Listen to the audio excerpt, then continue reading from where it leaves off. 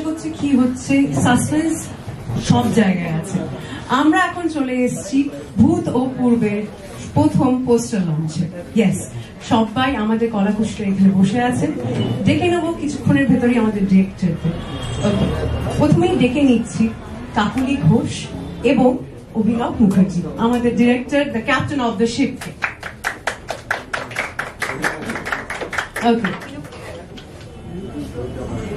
অভিনবদা কোথায়? বাংলা সাহিত্যের কতগুলো গল্প নিয়ে আমরা চেষ্টা করেছি একটা ভূতের ছবি তৈরি করার, তারই পোস্টার লঞ্চে আমরা সবাই এসেছি আজকে। সবাইকে বলবো যে সবাই আসুন, দেখুন, ভালো লাগবে আমাদের তাহলে। আর নতুনভাবে সাহিত্যকে নিয়ে নতুনভাবে নতুন কিছু ক্রিয়েট করার চেষ্টা করা হয়েছে, সাহিত্যকে ঠিকঠাকভাবে সাহিত্যের মতো রেখে। আশা করবো সবার ভালো লাগবে। কার কি চরিত্র এবং কেমন ভাবে আমরা তুলে ধরেছি সেটা অডিয়েন্সের কাছে। গল্পগুলোর মধ্যে হচ্ছে রবীন্দ্রনাথ ঠাকুরের মণিহারা, যেটা সবাই জানে, তারানাথ তান্ত্রিক আর মাতুপাগি বিভূতিভূষণ বন্দ্যোপাধ্যায়, আর মনোজ সেনের শিকার। এই তিনটে গল্প হচ্ছে আমাদের মেন গল্প। এই তিনটে গল্পকে একটা সূত্রে জুড়ে আমরা ভূতপূর্ব তৈরি করেছি। আর অবশ্যই চরিত্রগুলো কি আমি বলে দেবো সবাইকে? না, ওনারা আসুন, তাহলে সাসপেন্সটা আরেকটু বাড়বে। কিন্তু আমাদের একজন ওই এসে গেছে। মণিমালিকার ফণিভূষণ মণিহারার সবাই জানে, গল্পটাও সবার জানা।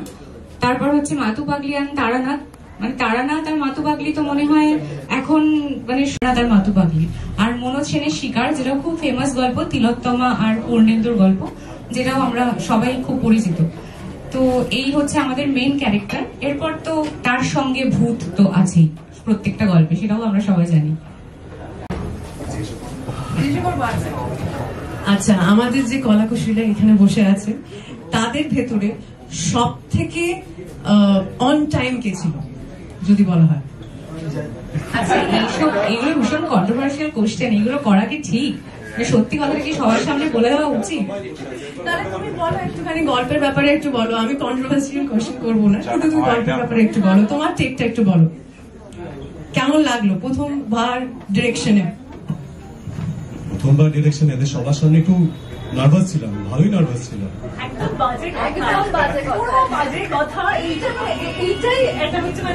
এতগুলো অভিনেতাকে ডিরেক্ট করার বুঝে গেছো?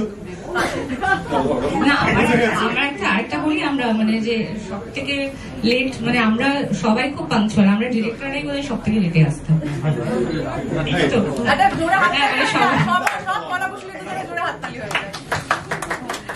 এটা ট্রুলি সবাই খুব পাংচুয়াল, সবাই একদম টাইমে আসতো।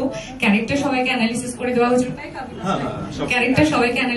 দেওয়া হয়েছিল, এবং প্রত্যেকে শুটিং ফ্লোরে তারা নিজেদের ক্যারেক্টারেই থাকতো প্রায় পুরো দিন। তারা ক্যারেক্টার থেকে বেরোতো খুব কম।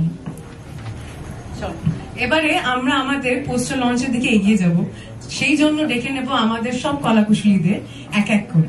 একটা জোরে হাততালি হয়ে যাক। অমৃতা চট্টোপাধ্যায়কে ডেকে নিচ্ছি। হাততালি কিন্তু থামা যাবে না, তাহলে কিন্তু ওনারা আসবেন না। রূপাঞ্জনা মিত্রকে ডেকে নিচ্ছি। আচ্ছা, ওকে। সপ্তর্ষি মল্লিককে ডেকে নিচ্ছি। ওকে। সন্দীপ্তা সেন এবং last but not the least Suhatra কে ডেকে নিচ্ছি।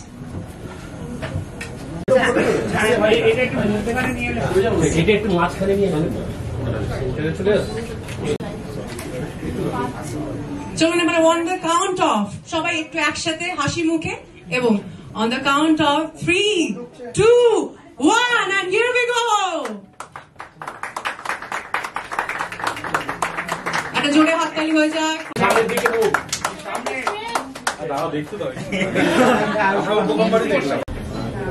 চলুন, ওকে।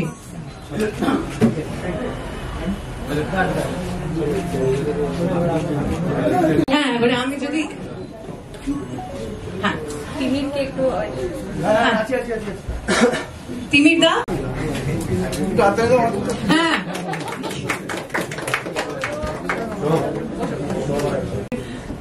ফার্স্ট টাইম ডিরেক্টরসদের সাথে কাজ করে এত বড় একটা কাজ, একটা অন্যরকমের সাসপেন্স থ্রিলার, কেমন লাগছে বা জনারটা কি যদি তুমি একটুখানি বলো।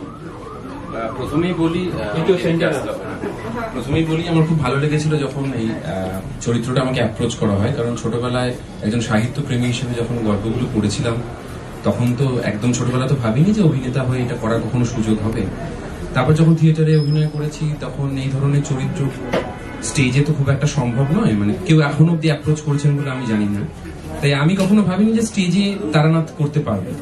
তাই প্রথমবার যখন তারানাথের চরিত্রটির কথা শুনলাম, এবং ইন্টারেস্টিং পার্ট হচ্ছে যে তান্ত্রিক হওয়ার আগের তারানাথের কথা, যে তারানাথ কি করে তান্ত্রিক হলো মাথু পাগলির সাথে দেখা হওয়ার সময়কাল, তো সেটা আমার খুব ইন্টারেস্টিং লেগেছিল। আমার মনে হচ্ছিল এইভাবে আমি অন্তত কোনো কাজে সেই অ্যাপ্রোচটা দেখিনি যে তারানাথের তান্ত্রিক হওয়ার আগের ভার্সনটা।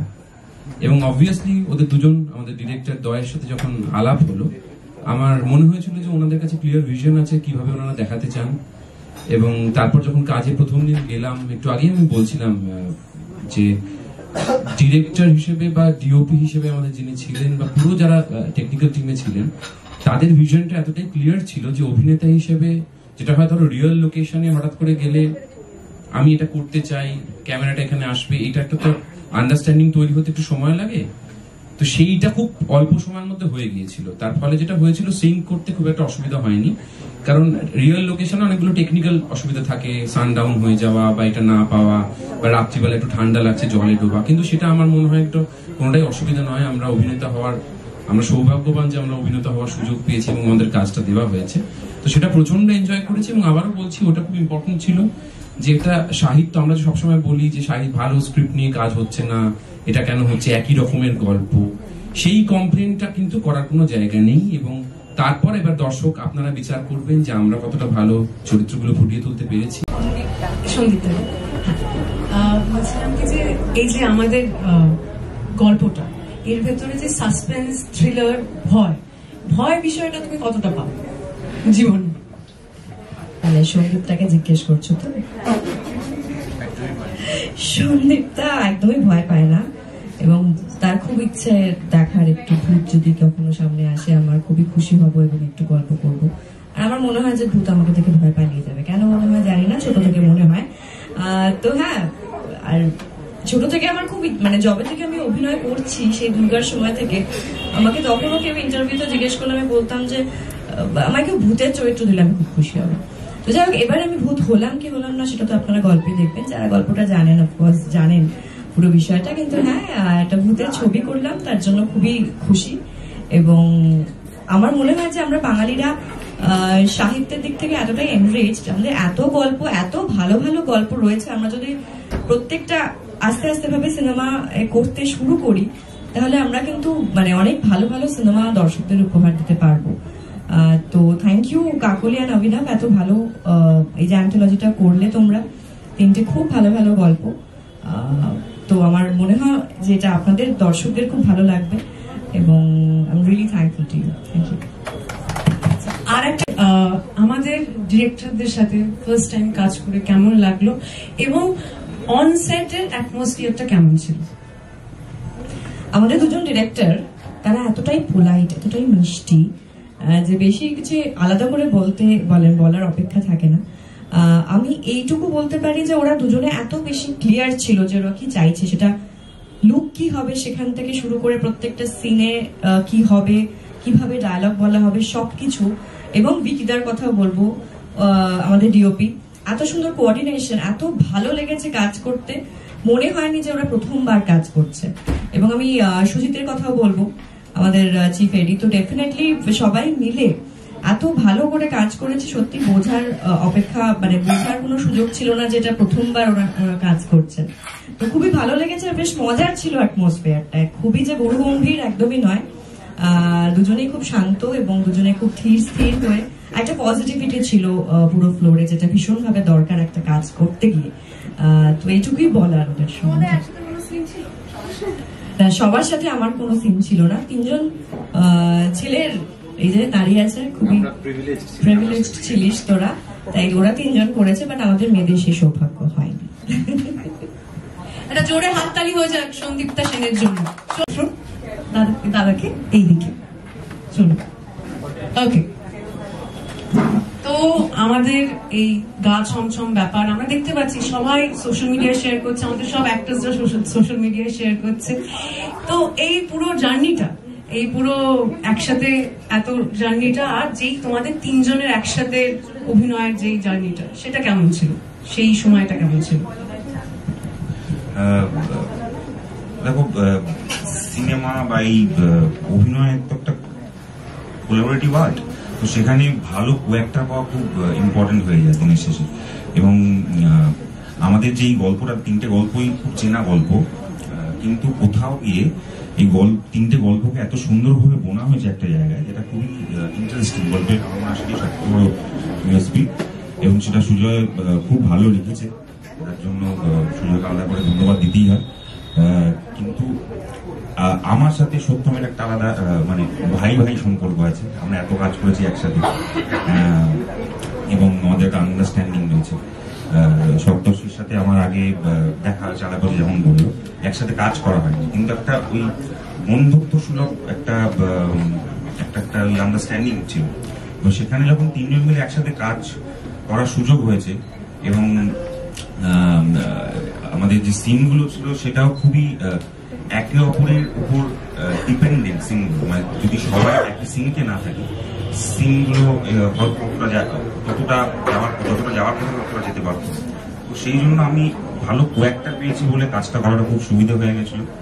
এবং মানে হয় না যে পালস বুঝতে পারা, সেই পালস বুঝতে পারাটা খুব সুবিধা হয়ে গেছিল সেই সিনগুলোর জন্য। আর তাছাড়া এই গল্পটা যেহেতু সাহিত্য নির্ভর একটা গল্প, এবং মানে এই গল্পটা এতবার শোনা হয়েছে বিভিন্ন প্ল্যাটফর্মে বিভিন্ন ভাবে, কিন্তু সেটাকে যে নতুন ভাবে বলা হচ্ছে, এবং সেখানে কাকলি দি এবং অভিনব এত সুন্দরভাবে সেটাকে সাজিয়েছে, সব মিলিয়ে একটা অন্যরকম এক্সপিরিয়েন্স ছিল। হাততালি হয়ে যাক, আমার পাশেই আছে একটু আসো।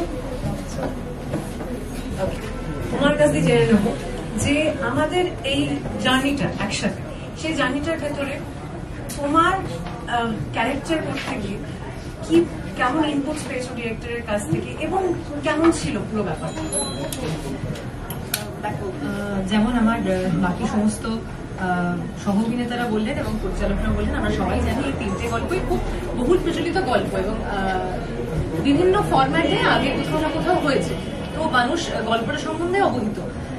তো একজন অভিনেতার জায়গা থেকে এটা একটা খুব চ্যালেঞ্জিং এবং ভীষণ একটা লোভনীয় চরিত্র মণিমালিকার চরিত্রটা, এবং আরো একটা জায়গা থেকে চ্যালেঞ্জিং, কারণ এটা আমরা আগে দেখে এসেছি, এবং আগে আমরা মানে অনেক অনেক জায়গায় অনেক রকম ভাবে হয়েছে, কিন্তু আমাদের সবার মনে যেটা দাগ কেটে গেছে সেটা হচ্ছে দিন করে সত্যজিৎ রায় যে ভার্সন। সুতরাং সেইটা মানে সেইটার জন্য একটা বাড়তি চাপ হয়তো যখন এটা শুনেছি তখন হয়েছে।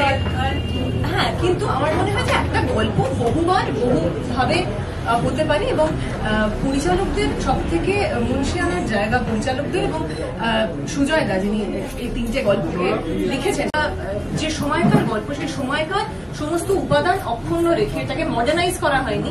যখনকার গল্প তখনকার গল্পর মতো করেই সেটাকে ট্রিট করা হয়েছে, এবং সেখানকার চরিত্র এবং চরিত্রগুলো কিভাবে কথা বলবে, তাদের লুক কিরকম হবে, পোশাক পরিচ্ছদ থেকে সেট ডিজাইন, এবং যেহেতু এরা দুজনেই একটা আর্টের ব্যাকগ্রাউন্ড থেকে এসছেন, বিশেষত আমাদের অভিনব দা, সুতরাং এনারা ভীষণ পার্টিকুলার ছিলেন। মানে আমরা সবাই মিলে বসে হয়তো একসাথে ওয়ার্কশপ করতে পারিনি, কিন্তু যে যার মতো করে আলাদা আলাদা করে আমাদের পরিচালকদের সঙ্গে কথা বলার সুযোগ ছিল। যেমন আমরা একদিন ভিডিও কলে মনে আছে আলোচনা করেছিলাম, এবং আমি এইভাবে ভাবছি, পরিচালকরা বলেছিলেন যে আমরা এইভাবে ভাবছি, এবং যাতে ভাবনাটা দুজনদের কাছাকাছি আসে, কারণ ফ্লোরে গিয়ে সেই ভাবনাগুলো নিয়ে আলোচনা করার অবশ্যই আমরা যেরকম ভাবে শুটিং করি অত সময় থাকে না, কিন্তু আমার মনে হয় যে সব পুরো ব্যাপারটা ভীষণ সিঙ্কে ছিল। মানে পরিচালকদের ভাবনা, আমার ভাবনা, আমাদের যে ডিওপি আছেন বিকিদা, সুজয় দার লেখা, এবং সমস্তটা মিলিয়ে ব্যাপারটা এতটা সিঙ্কে হয়েছে বলে আমার মনে হয় আমাদের সবার এই চরিত্রগুলো ফুটিয়ে তুলতে হয়তো অনেকটা সুবিধা হয়েছে। আচ্ছা, আমি তোমার কাছে জানতে চাই যে আমরা এখন শুনিনি, কিন্তু ওই সাসপেন্সটা ক্রিয়েট করার জন্য মণিমালিকা যেহেতু গান করে, তো আমরা মণিমালিকা গান গাইতে দেখবো এখানে। এবার যেহেতু আমার একটা ছোট্ট সুবিধা হয়েছে, আমি যেহেতু ছোটবেলা থেকে গান শিখেছি, সুতরাং আমাদের একটা লিপ দেওয়ার ব্যাপার থাকে, যে লিপ দেওয়াটা কতটা অথেন্টিক হলো।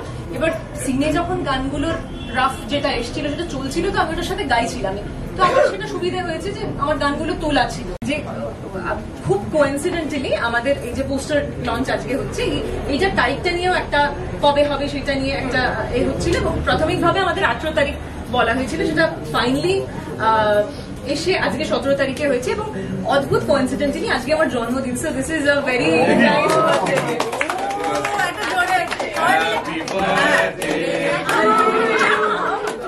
Happy birthday to you. Happy birthday, dear Amrita. Happy birthday to you. Thank you, thank you. Okay, so আমাদের এই গল্পটা সাসপেন্স আছে, থ্রিলার আছে, ভয় আছে। এই প্রশ্নটা বারবার আসবে, ঘুরে ঘুরে আসবে, তাদের সাথে গুছিয়ে বলছি। হ্যালো, চলছে। ফার্স্ট অফ অল হচ্ছে গিয়ে হ্যাঁ, সেটা মানে আমি একটা খুব বেসিক জিনিস বলছি, মানে নতুন ডিরেক্টর হওয়াটা না খুব ডিফিকাল্ট। কারণ নতুন ডিরেক্টর হলে একটা জিনিস হয় যে আমি কি করব বুঝতে পারছি না, আমার কি এটা করা উচিত, আমার কি ওটা করা উচিত, আমার কোন কোন জায়গায় আমার নাকগুলো বলানো উচিত। ঠিক আছে, সেইটা নতুন ডিরেক্টরদের সবচেয়ে বড় একটা কনফিউশন। মানে আমি আগে নতুন ডিরেক্টরদের সাথে করেছি বলে আমি জানি, কাকলি আর অভিনব সবচেয়ে ভালো বিষয়টা এবং টিমটা সবচেয়ে বড় বিষয় ছিল যে ওদের টেকনিক্যাল টিম, এবং সেখানে সুজয়দা, বিকিদা, লক্ষ্মী আমাদের রাইটার, এই টেকনিক্যাল টিমটা এত স্ট্রং ছিল, এবং সবাই বললো কাকলি আর অভিনব ভিশনটা এত পরিষ্কার ছিল যে ওরা ওদের ভিশনটুকুতেই কনসেন্ট্রেট করেছে, যেটা একদম প্রথম ডিরেক্টর যারা হয় তাদের সেইটুকুই করা উচিত। If you have a good team in your hand, তাহলে you just concentrate on your vision. আমি এটা দেখতে চাইছি, সেটা আমার লোকজনদের বলে দেওয়া হলো, লোকজনরা সেটা কি করে তৈরি করলো সেটা তাদের ব্যাপার।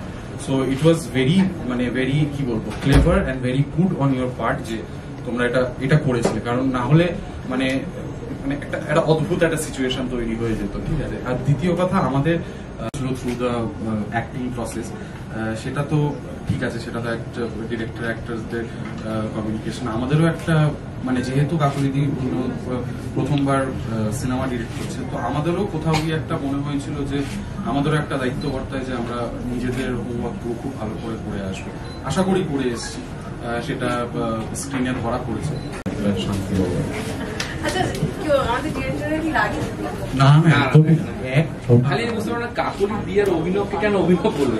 আমাদের কি হয়, আমাদের এমন একটা অভ্যেস হয়ে গেছে যে অভিনয় করতে করতে ডিরেক্টরদের কাছে মানে আমরা যাই, ঠিক আছে, এবার যখনই যাচ্ছি বলছে হ্যাঁ ঠিক আছে, আমি এবার মানে হ্যাঁ সবই ঠিক আছে, এবার ওটা তারপর মনে না একটা টাইমের পর মানে ফার্স্ট দিন সেকেন্ড দিনের পর নিজেরও আস্তে আস্তে ফিল হতে থাকলো যে না, যেটুকু করছি সেটুকু হয়তো ঠিকই করছি, কারণ একটা তখন একটা পেস চলে এসেছিল।